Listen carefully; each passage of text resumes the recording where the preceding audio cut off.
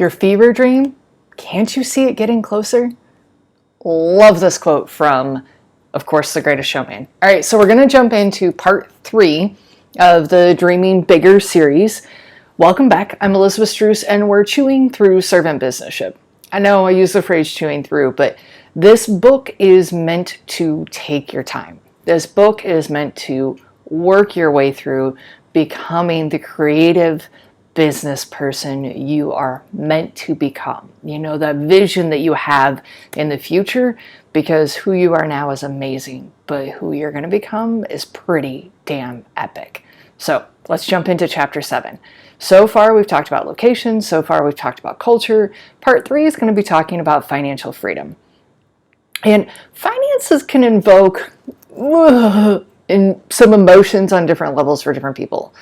If this invokes guilt, try to step back and see this chapter as money. See this chapter and see money as only a tool. This chapter is still about dreaming at your highest level. So we're dreaming. You're dreaming.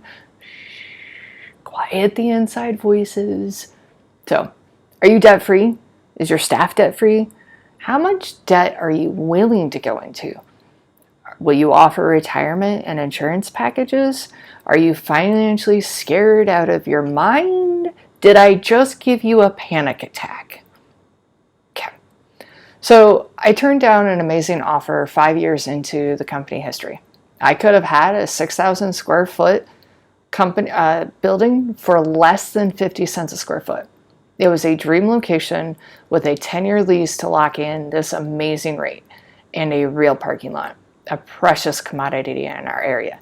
Yes, we could have afforded it. Yes, we almost had the staff for it. But I would have taken on so much debt for the build out, then it just would have stressed me out. Like, I already don't sleep because I worry about all the little details, that I wasn't willing to add the debt to higher my stress. And I don't trust myself to make decisions on a daily basis at a high stress level. Let me repeat that again. I don't trust myself to make decisions on a daily basis when I'm at a high level of stress. Signing on to this location also meant letting go of one, if not two other locations. Decide how much debt you are willing to handle. Decide how much stress you are willing to put yourself under. The giants who have gone before us have done so by starting small spaces, if not tiny, to create savings and dwindle debt. Remember when I talked about hobby homebrew earlier? Literally tiny closet. I stood at the edge and I reached into it to pack the things. Decide what feels comfortable to you now before you may lose the future you worked so hard for. I was able to turn down this location because I wasn't willing to sacrifice my big dream picture for the now. I chose the long dime over the short nickel. Are you wanting to be debt-free personally? How much do you need in your bank account to do that? Can you build this into your financial freedom plan in the next 3 years? Be ready to have accrued retirement plans in the bank at year 5 that would make your friends jealous? Are you ready if the economy crashes 10 years in? Have you built financial books to cover your employees even in dark times? I wish I could tell you I've done all these things. What I can tell you is how I went wrong and how not to do the things my way. Yes, this book is a whole list of failures and lessons. I thought being financially free meant I just had to make more money. If I built my company to level X in year 3, we could live like queens. Year 3 came and went, and I wasn't making a quarter of what I planned. Year 4 came and went, even more broke and broken. Growing up Southside Irish poor, and if you don't know what Southside Irish poor is, it means I am more broke than you. Want to fight about it? That's the short version. This wasn't the life I wanted for my own child. Paycheck to fucking paycheck. My wife knew we would struggle financially. She would hold me as I would sob in frustration. It felt like I was never enough. My financial lack of finesse was directly tied to who I was. I was putting strain on my family for my dream. It wasn't fair to my family or to my exhaustion level. Then we looked at where we could cut costs, where we had started overspending. And I'm going to suggest at the end of this chapter for you to go audit your spending. And I have a feeling you'll find what we did. It wasn't lavish shopping or expensive vacations or even expensive trips. It was not planning grocery lists. It was being so restrictive financially that I would frustrate myself and then go way to the other side of the spectrum and blow all the money we didn't have and never getting to enjoy the fruits of my labor, physically and mentally. So while you are planning your financial prowess, where can you save $10 to $20 a few times over? One less pair of pants per year? Keep it simple. Where can you spend less to do more? Money magnifies problems. More money, more problems. If money at home is a problem, it will leak into work, kind of like a slow gas leak. You won't notice it first, but it could implode your whole company. If you're a Class A jerk, money will only make you more of a jerk.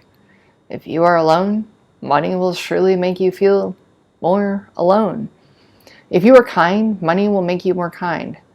Knowing where your pitfalls aren't for you to fix just yet. Knowledge is power. Accepting accountability is like throwing gasoline on that power. You cannot fix what you won't acknowledge is broken. This chapter is still part of the dream section. We will get way more into the nitty-gritty, into the budgets, payroll, LLC versus S Corp, all that stuff later on. Right now, just dig in. Start dreaming, accessing what's inside. Have you ever worked somewhere that doesn't have benefits? When I started in the salon professional industry, I just accepted. Nay, I settled that I would never have benefits. I was told that going into the hair profession was akin to being a starving artist. You would work a second job that make ends meet and then do the work you love. It wasn't a real career. This is 100% bona fide crap. Benefits aren't always about health insurance. Sometimes it is just knowing that you can get paid time off. Benefits can be quirky and sometimes of no cost to you. More on that later. Still in dream mode, trying to keep you from fixing on any one place yet. What benefits do you wish you had at previous places, and how creative can you get? All right, now that it feels like I've been a little all over the place, let's condense it and put it together. All right, thought leader, how big are you willing to dream? Do you want to inspire hope in every being on the planet? Make life more comfortable or easier for those in your community? What benefits do you want your team to have? What does your future empire look like? Now, I use the term empire loosely. I am somebody that wants to look at empires. That's just the way my brain looks. I know there are many people that have created massive impacts from small ripples. Please dream of what you want. There is no dream too big, and there is no dream too small. All right, we've got 2 books for this book club.